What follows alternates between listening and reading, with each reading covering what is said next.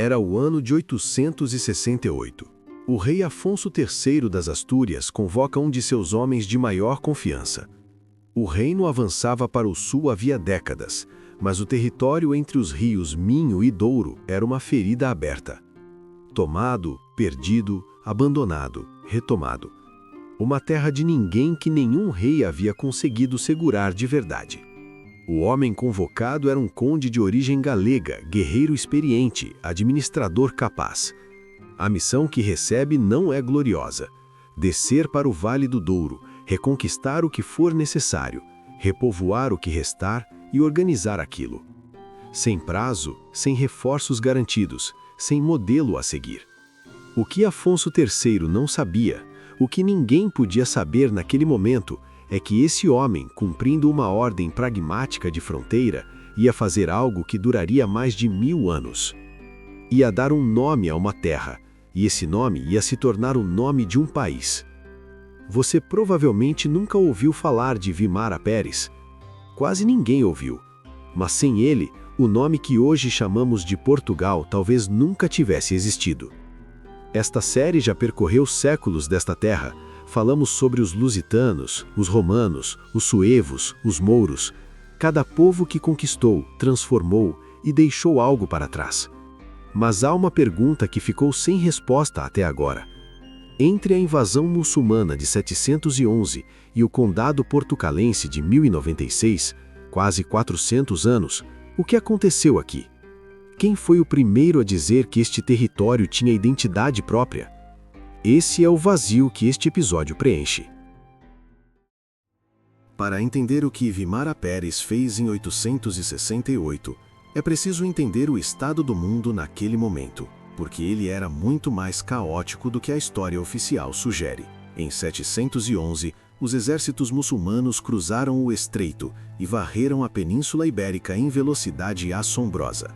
Em menos de uma década, a maior parte do território estava sob domínio muçulmano. Os reinos cristãos do norte, esmagados, fragmentados, recuaram para as montanhas da Cantábria e das Astúrias.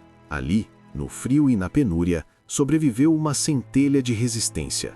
O reino das Astúrias, pequeno e frágil, se considerava o legítimo herdeiro da tradição visigótica e, aos poucos, começou a empurrar fronteiras para o sul. Mas aqui é onde a versão romantizada da história começa a falhar. A palavra reconquista, esse grande projeto cristão de recuperação da península, é um conceito criado por historiadores muito depois. Os reis asturianos do século IX não tinham um mapa com territórios marcados para recuperar. Avançavam quando podiam, recuavam quando precisavam. E o território entre o Minho e o Douro ficava permanentemente numa terra de ninguém, disputado, saqueado, abandonado por décadas a fio. O Vale do Douro não tinha dono fixo, tinha sobreviventes. Afonso III, que governou as Astúrias a partir de 866, foi o monarca que tentou mudar esse quadro. Ele compreendeu algo que seus antecessores não haviam conseguido. Segurar um território reconquistado exigia mais do que vitórias militares. Exigia gente, estrutura e lealdades locais. Sem isso, cada avanço era temporário. É para isso que Vimara Pérez é enviado em 868, não como herói nacional, como executor de uma política de fronteira. Mas o que Vimara vai fazer com essa missão vai muito além do que Afonso III havia planejado. O ano é 868. A Crônica de Sampiro, escrita mais de um século depois dos eventos, mas é a fonte medieval mais direta que temos, registra que Vimara Pérez desce para o Vale do Douro, expulsa as forças muçulmanas e começa a transformar aquela terra devastada em algo viável. Porto Scali era um velho assentamento romano na margem norte da Foz do Douro. Um porto de escoamento, um ponto de travessia entre margens, uma posição que os romanos haviam reconhecido como estratégica séculos antes e que o tempo de conflitos havia reduzido a ruínas parciais, com uma população mista, reduzida e sem proteção. Vimara não se limita a expulsar, ele fixa. Atrai famílias galegas e asturianas para uma terra que precisava de gente. Ergue igrejas como marcos visíveis de soberania cristã. Estabelece uma cadeia de comando local. e usa o nome romano daquele lugar, Portus Cale, que as crônicas medievais registram como Portucale, para batizar o condado que está moldando. Isso não era simplesmente cumprir ordens, era uma iniciativa política que ia além do mandato recebido. E não para na Foz do Douro. Vimara avança pelo interior até Braga, a antiga capital dos suevos, o centro religioso mais prestigioso da região, uma cidade cujo nome carregava séculos de memória cristã. Retomá-la não era apenas tática, era uma declaração. Este território tem passado, tem identidade, tem continuidade. Com Braga nas mãos, Vimara tinha o que precisava. Ao sul, o Douro como fronteira natural. Ao norte, o Minho. Entre os dois rios, Porto e Braga funcionando como âncoras de um território que finalmente tinha forma. Formalmente, ele era apenas um conde, um vassalo do rei das Astúrias, sem coroa, sem trono. Mas pela primeira vez, aquela faixa de terra entre o Minho e o Douro tinha um nome, uma estrutura, um senhor, e o nome que você conhece como Portugal começou aqui, com este homem, neste momento. Se isso foi novidade, vale um like. Esse é um dos nomes que a história esqueceu e que este canal existe para recuperar. As crônicas medievais indicam que Vimara Pérez morre por volta de 873. 5 anos foi o tempo que teve. Mas o que ele deixou sobreviveu.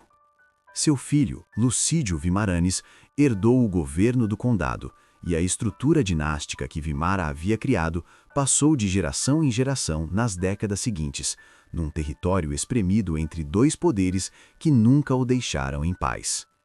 Ao sul, as forças muçulmanas nunca reconheceram aquela fronteira como definitiva.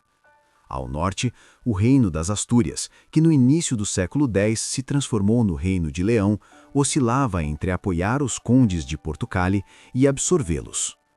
Para os leoneses, um conde fronteiriço forte era útil como escudo. Um conde fronteiriço independente demais era uma ameaça. Portucale existia nessa tensão permanente e, por quase um século, resistiu. Então, no final do século X, veio Al-Mansur.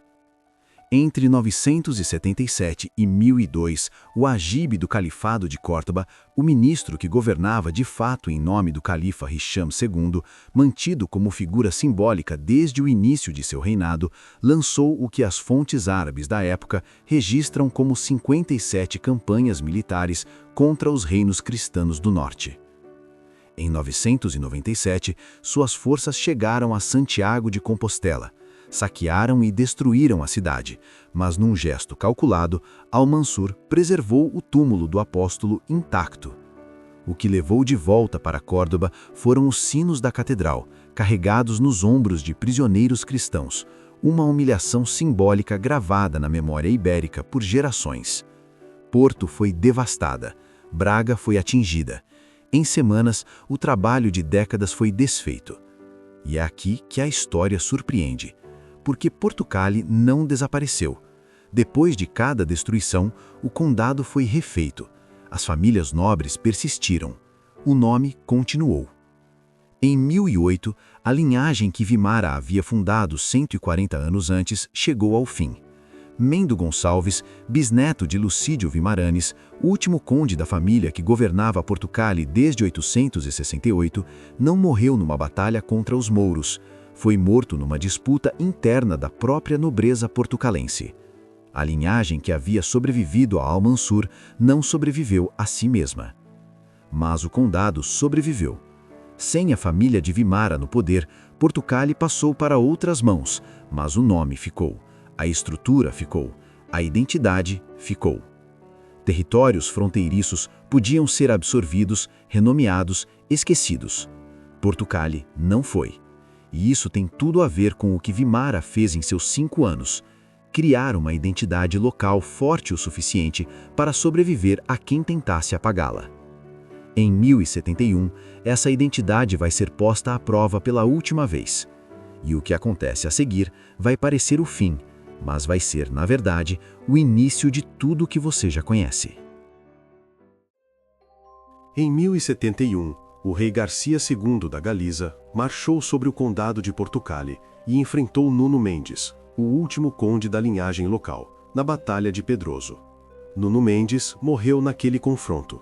Com ele, morreu também a autonomia que os descendentes de Vimara Pérez haviam mantido, com dificuldade crescente, por 2 séculos.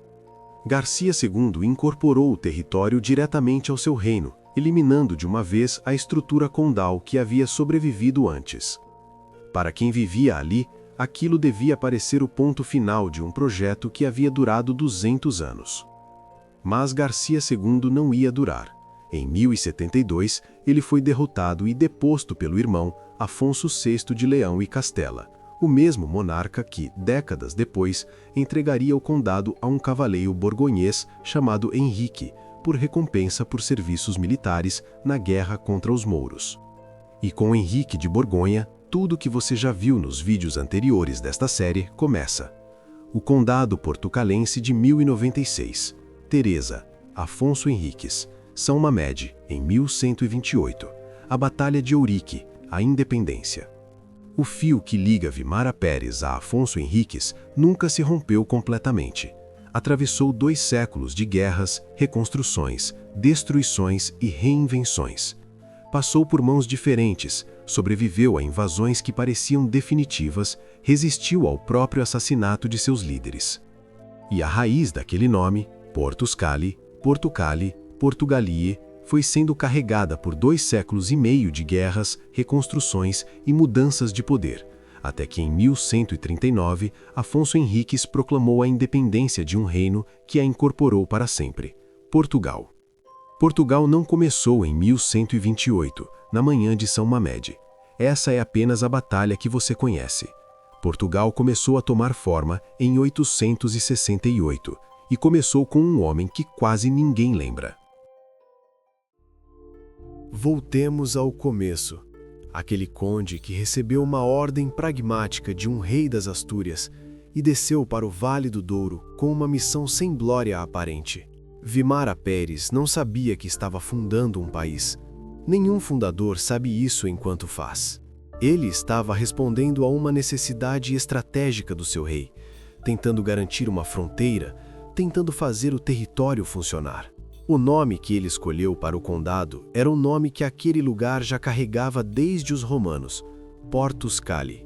Ele não inventou nada, apenas decidiu que aquilo era um lugar com identidade própria e agiu como se fosse. Essa decisão, quase administrativa, quase banal, teve consequências que nenhum dos dois poderia imaginar. Portugal não foi inventado num único momento, foi erguido camada por camada. Cada geração que se recusou a deixar Portugal desaparecer, mesmo quando as cidades foram destruídas, mesmo quando os condes foram assassinados, mesmo quando o território mudou de dono, foi adicionando uma camada. Vimara Pérez foi a primeira. Se você tem descendência portuguesa, seja você brasileiro, europeu ou de qualquer outra parte do mundo, o nome de Portugal carrega, sem que você soubesse, o trabalho de um conde do século IX que passou 5 anos construindo algo numa terra que ninguém havia conseguido segurar. Esse tipo de detalhe, esses nomes esquecidos, esses séculos invisíveis, é exatamente o que este canal foi feito para recuperar. E a pergunta que fica: se Vimara Pérez não tivesse organizado Portugal em 868, se o nome tivesse desaparecido com as guerras que se seguiram, você acha que Afonso Henriques ainda teria criado um país independente?